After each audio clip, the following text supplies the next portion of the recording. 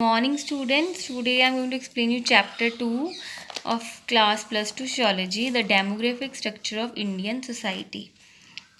So I am going to explain you the Malthian theory of population growth. Before we study about Malthian theory of population growth, I am going to explain you what is demography. You should know what is demography. Demography is a systematic study of population.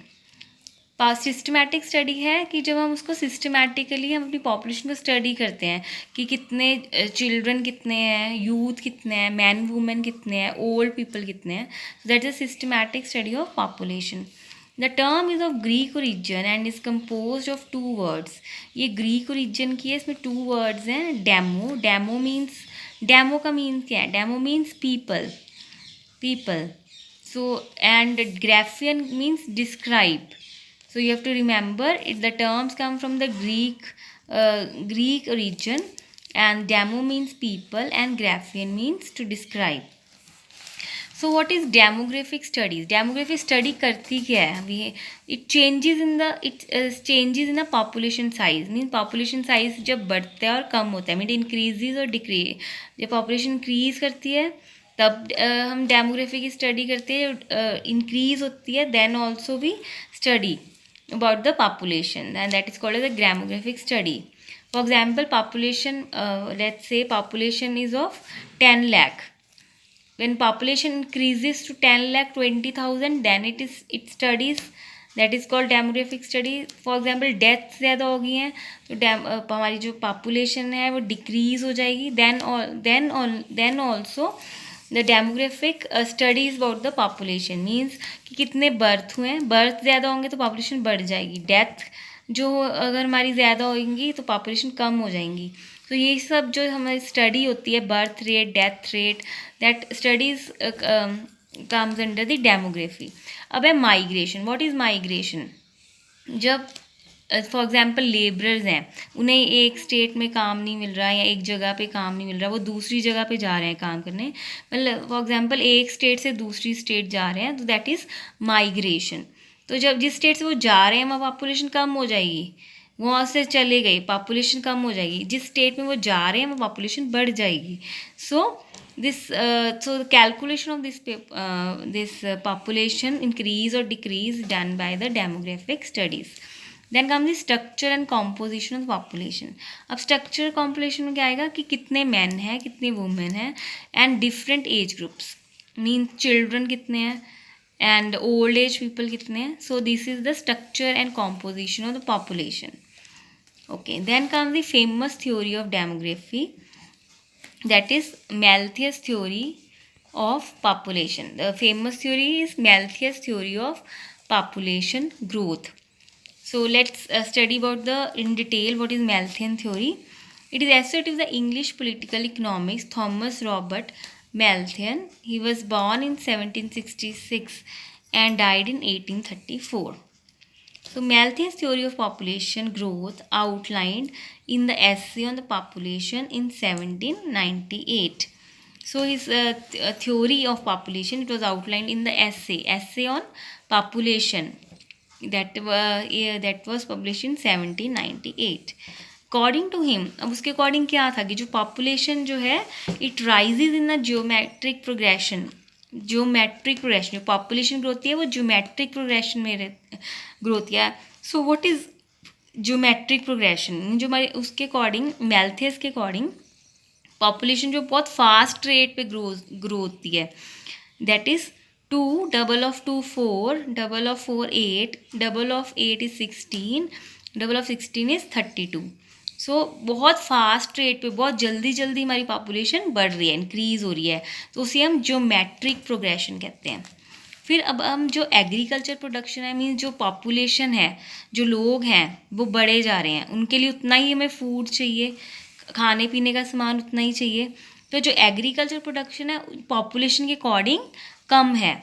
Agriculture production can only grow in arithmetic, उसे कहते हैं arithmetic progression. कैसे? 2, 4, 6, 8 and 10. Then 2 plus 2 4, 4 plus 2 6, 6 plus 2 8, 8 plus 2 10, then etc. and so on. And this is called as arithmetic progression. This is called as arithmetic progression.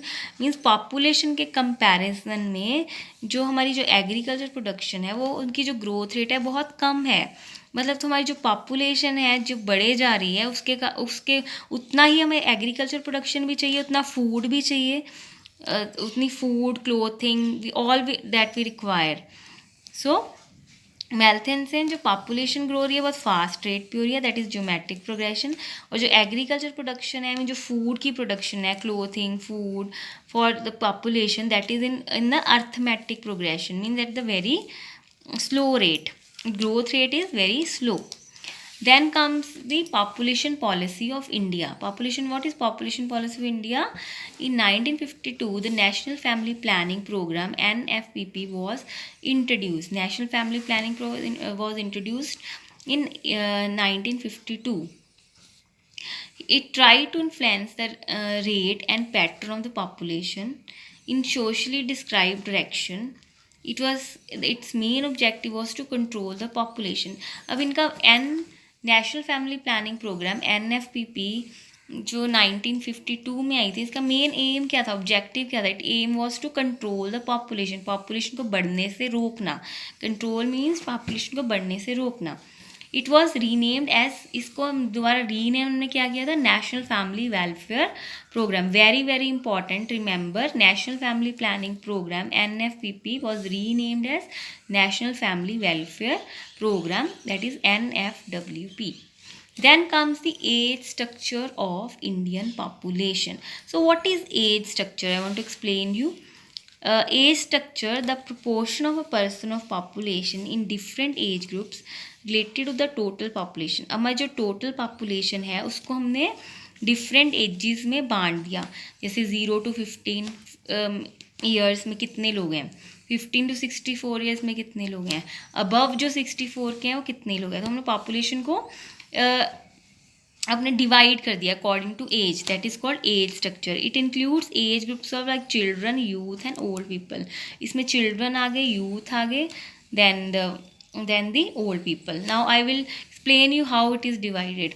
As structure of Indian population. अब जो 0 to 15 years हैं उसमें हमारा youth आ जाएंगे, children आ जाएंगे, those who are not working, they are not working. Then 15 to 64 years में जो लोग आएंगे जो काम कर रहे हैं, it is beneficial, they are adding income to our nation, that is working population. Working population आती है member 15 to 64 years. 15 to 64 years में comes the working population. We can give term it as A 0 to 15, B 15 to 64 years, C above 64 years. above 64 years में कौन आएंगे, जो old और retired population है. Old और रिटायर्ड पॉपुलेशन जो काम नहीं कर रहे हैं, वो ओल्ड हैं, they are retired, they are not working. तो above 64 years में नॉन वर्किंग पॉपुलेशन आ जाती है. So I am repeating again, 0 to 15 years youth population, those who are not working, 15 to 64 years working population जो काम कर रहे हैं, कमा रहे हैं, जॉब पे जा रहे हैं, वर्किंग है और हमारी नेशन में इनकम ऐड कर रहे हैं. above 64 years of age is old and retired population. Old and retired जो बुजुर्ग हैं, ओल्ड हो चुके हैं, काम नहीं कर सकते हैं, so that comes under the old और retired population. Okay, so what is demographic dividend. अब जो demographic dividend, it is related to that only. Demographic dividend, working population is higher than the non working population. क्या मतलब है इसका, जो working population है वो ज़्यादा है, हायर है than the non working population, that is called as a demographic dividend. Means demographic dividend होता है working population.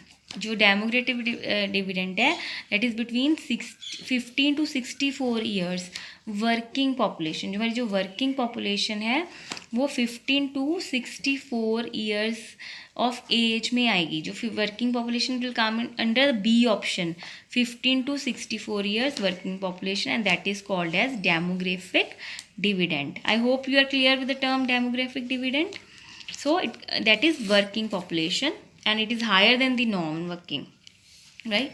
Then comes the zero population growth. Last is zero population growth, when the size of the population remains unchanged. For example, हमारी 1 lakh population है 2019 में, 2020 में भी 1 लाख है, तो वो पॉपुलेशन स्टेबलाइज है, इट स्टेबलाइजेज, मतलब वो चेंज नहीं हो रही है, ना वो बढ़ रही है, ना वो इंक्रीज कर रही है, ना वो कम हो रही है, डिक्रीज भी नहीं हो रही है, वो एक जितनी है। जैसे 1 लाख थी पिछले साल, अब भी 1 लाख ही है, तो it is not changing. I am giving you example, okay. So it is called as zero population growth. When population is unchanged and stabilized, it's called as zero population growth. So I hope you have cleared with all the terms here, and you're cleared with the famous theory of demography. Just learn and revise it, these two pages, and learn it and write it in your notebook. Okay, thank you.